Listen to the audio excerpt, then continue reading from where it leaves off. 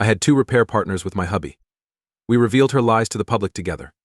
As a 28-year-old male, like everyone else who has posted here, I have always thought that my marriage is perfect. That delusion vanished when I discovered that my wife, 27-year-old Sarah V. male, had been leading a double life for years. I believe that putting my views down on paper might help me sort them out, even if I'm still working through this challenging issue. Additionally, you guys could be useful if you have any advice. Sarah is a stay-at-home mother who has always had a strong devotion to her family, not just our own household but every household. She is the type of woman that never stops talking to her parents and urges me to do the same with my own parents and siblings. She gets along well with everyone of her large family, which consists of 2 sisters and 1 brother, as well as their spouses and children. She had always dreamt of us having our own family one day, and we had just lately started making attempts. Sarah is the bond that holds her family together, whether it is because she is the oldest daughter or just because she is a family-oriented person. Nothing in her family occurs unless she is involved first. That she volunteered to care for her mother when she became unwell was therefore not surprising. Her parents, who are getting older and live alone, needed help because of her mother's sickness. At first, Sarah stayed with her parents every weekend. They lived out of town, so she appeared to suffer from the commute. But she never complained. She was always tired when she got back, and sometimes she refused to go back to where they were. She still went every time, though. As I said before, she would give up everything for her family. However, after a month, things had changed. She was getting more and more eager to see her parents. There were a few of times she would go early in the week and come back on Monday. I didn't really think about it until Monday, when she came home. She told me that her final day of visitation was Wednesday. I had to tell her that she had family back home as well. She apologizes and explains that she stayed at home on Friday even though her parents needed help around the house. Her house was starting to suffer from Sarah's not present. Even though I made an effort to be understanding, it wasn't easy for me to have my wife away 3 or 4 days a week, every week. I was starting to become homesick for her. We had recently decided to start trying for a baby, and her absence made it more difficult. She was always fatigued when she returned home after spending the bulk of the week away from it. It wouldn't really be her till a day had passed since her return. As you may recall, we actually only had a day or 2 a week to try for a kid, which is not enough.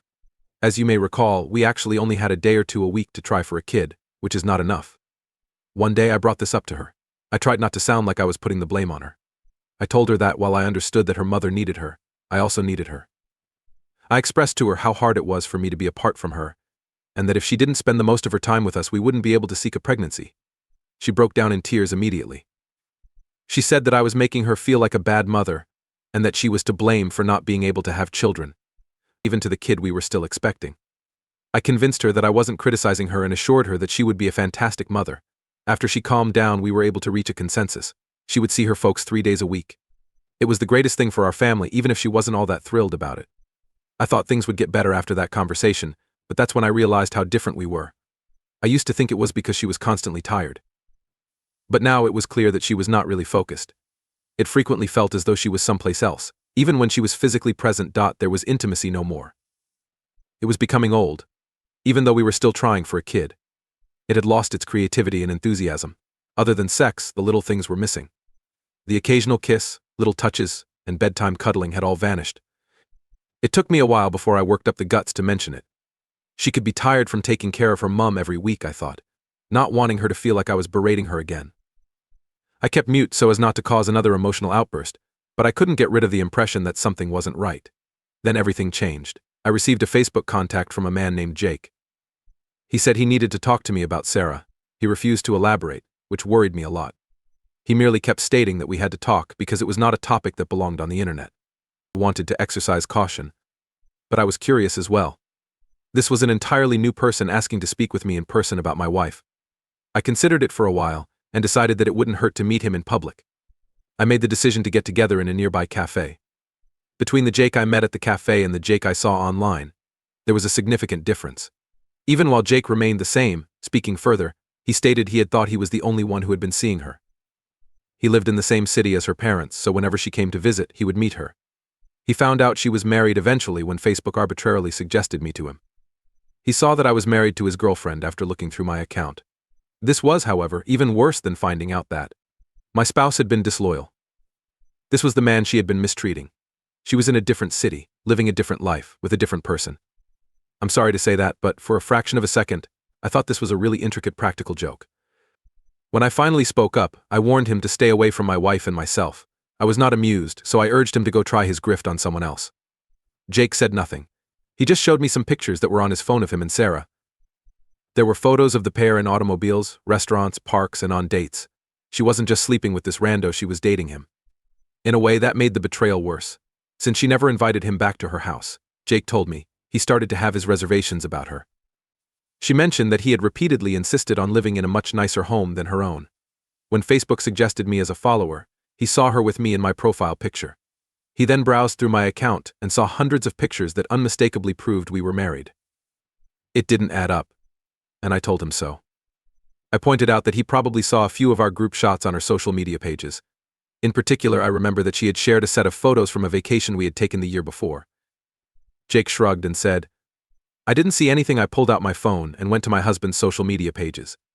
I had been completely stripped of myself as I went through it all. I found it hard to believe. She had really deleted every post that mentioned me in order to hide me from her affair partner. Given that she had previously shared them, there was nothing to motivate me to return. Had Jake not given me a reason to, I never would have. It was as if I didn't know who she was. Jake said he was sorry and felt bad for hurting me in this way. The emotional part of my brain was still upset with him and would not accept his apologies, even though the rational part of my brain accepted that he was also a victim. Perhaps not as much of a victim as I was, but still, he wasn't the one whose marriage had turned out to be a scam. I sighed and assured him I understood, and I was grateful that he had made the tough choice. Her mother is her weekend companion, she has been telling me. She probably spent half of this time in your company. When she told him she was looking after her mother, Jake nodded. He'd thought it odd when she'd disappear for a few days at a time, but he'd also been reassured that it was because she was with her mother. It appears that our common rationale came from her mother. He had never considered questioning her since, like me, he trusted her. We carried on talking, and then everything began to make sense. As it transpired, she was a pretty careful liar. She mostly told Jake the truth about her family, her work, and her mother's illness so as not to unintentionally give out any private information. She only told Jake lies about where she lived and her marital status. She possessed, exploited her role as a devoted daughter to her benefit, keeping us from paying too much attention to any differences. Jake inquired as to my preferred strategy. He said that he had planned to confront her before making this decision, but he thought I should be made aware. I was grateful for that. I made him pledge not to tell her anything until I had a strategy and told him I needed time to think things through. After he provided his contact information, after a tumultuous few weeks, I finally managed to exchange contact details with Jake, Sarah's other man. His initial consent had come as a shock, but I knew it was necessary for my peace of mind. Since that day, we've spoken a few times, and I've come to see him as a genuinely pleasant person. Surprisingly, he hasn't pressured me about what steps to take next. As I grapple with this emotional whirlwind, I find myself seeking guidance from others who may have faced similar betrayals. I can't help but empathize with Jake, despite the situation. It's hard to comprehend Sarah's betrayal, the way she created an entirely separate universe while keeping me in the dark. Honestly, I have little sympathy for him. He may have been a victim, but it's me who has to pick up the pieces of this disaster. Update: my initial post garnered far more attention than I anticipated. When I reached out for advice, the responses flooded in. Some labeled me a coward for not confronting Jake physically at the cafe, and I admit I thought the same initially. But I've come to realize that Jake, too, was manipulated. As I learned more about him, I began to see a strange camaraderie form. He, too, had believed he found a committed relationship with Sarah. Instead, he was left feeling used and heartbroken, just like me. The fact that we had been trying to conceive made everything more painful for both of us. Jake expressed his fear: what if Sarah had become pregnant with his child? Would she have tried to pass it off as mine? That thought alone sent a chill down my spine, intensifying my bitterness toward her. In my quest for clarity, I discovered another of Sarah's lies. One evening, curiosity compelled me to ask if she had been visiting her mother recently. When I called her mother, however, both she and her husband answered, looking bewildered when I inquired about Sarah's visits. "Sarah was just here last week," her mother replied. She only stayed for the evening. The truth unraveled: Sarah had used her mother's illness as a convenient excuse to avoid her responsibilities, and now I felt a deep-seated resentment brewing within me. I realized that I was slipping into a state of emotional detachment. Sarah sensed my aloofness, frequently asking if I was okay. Most times I could only muster vague responses. Eventually, she confronted me about my coldness, insisting that if I continued to shut her out, we'd never build the family we had both desired. It took everything in me to refrain from shouting that I no longer wanted to have children with her. Instead, I maintained my composure and simply told her that work had been stressful, She seemed to accept my excuse, but the tension between us was palpable. To regain some control over this chaotic situation, I devised a plan to retaliate against her deception. I knew that exposing her facade in front of her family would be the most damaging. Sarah thrived on her image as the ideal daughter, and I intended to shatter that illusion. I suggested throwing a small barbecue to enjoy the pleasant weather, a request that caught her off guard. She hesitated at first, claiming her mother was too ill to attend, but I insisted that fresh air would do her good. After some coaxing, she relented, allowing us to invite a few friends and family members. The day of the barbecue arrived, and as I glanced around at the gathering of familiar faces, I felt a rush of anticipation. With Sarah bustling around, attending to her mother, I kept Jake updated on our plan via text. When the moment came, I called everyone's attention and announced that I wanted them to meet my new friend Jake. I caught Sarah's eye, and for a fleeting moment, her expression was one of confusion. "Jake, come over here," I gestured, and as he approached, I could see Sarah's face drain of color. She attempted to pull him away, but he stood firm. "What's going on?" her mother asked, her voice filled with concern. Jake took a deep breath and confessed, "I've been seeing Sarah for the past few months, and I recently found out she's married." The room fell silent, eyes darting between Jake and Sarah. I watched as realization dawned on her family, their shock morphing into disbelief. "I can't believe this," Sarah stammered, her face a mask of desperation. "He's lying," she shouted, but her protests were drowned out by the mounting whispers of betrayal. "Is that true?" Sarah, her brother, demanded, his expression a mixture of anger and disbelief.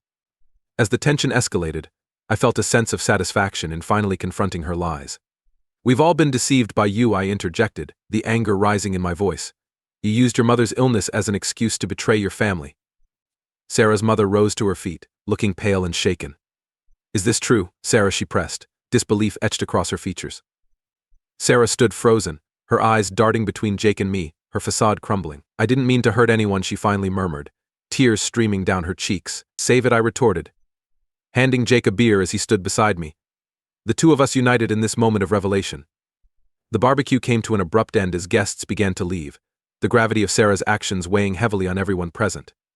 Jake and I stayed behind to witness the fallout. Her siblings confronted her, angry and disappointed. "You used our mother's illness as a cover. How could you?" they demanded, their voices laced with betrayal. Sarah sat in stunned silence, tears streaming down her face, unable to offer any defense. That night, Sarah gathered her belongings and left without saying goodbye. As the days turned into weeks, the reality of our separation sank in. The divorce process unfolded as smoothly as I could have hoped. While the financial settlement was fair, it was Sarah's pride that took the most significant hit. Her reputation as the family's golden child was tarnished. Reports from her siblings confirmed that Sarah was no longer held in high esteem. They avoided her, and her attempts to maintain her role as family coordinator were met with cold indifference. Her mother struggled to forgive her, feeling betrayed that her illness had been used as an excuse for Sarah's infidelity. Throughout the divorce, Sarah reached out to me multiple times, trying to justify her actions. "I felt overwhelmed," she claimed. "I was trying to be the perfect daughter and mother, and with Jake, I didn't feel that pressure." I made it clear that I had no sympathy left for her excuses. She had betrayed my trust and strung Jake along, leaving both of us to pick up the pieces of her deception. Though I was still grappling with my own emotions, I focused on my work and began to rebuild my life. Jake and I maintained our connection, supporting each other as we navigated the aftermath of our shared experience. He told me he was moving on and had started dating someone new, and I couldn't help but feel a sense of hope for both of us. While healing took time, I eventually found solace in the knowledge that I had taken back control of my life. As for Sarah, her attempts to reclaim her status as the ideal daughter were met with skepticism. I found a dark humor in the absurdity of it all. Sarah thought she could manage an affair while keeping up appearances, but the truth had a way of unraveling even the most carefully constructed lies. With time, I would move on too. For now, I was focused on my own journey, one step at a time, leaving the past behind where it belonged.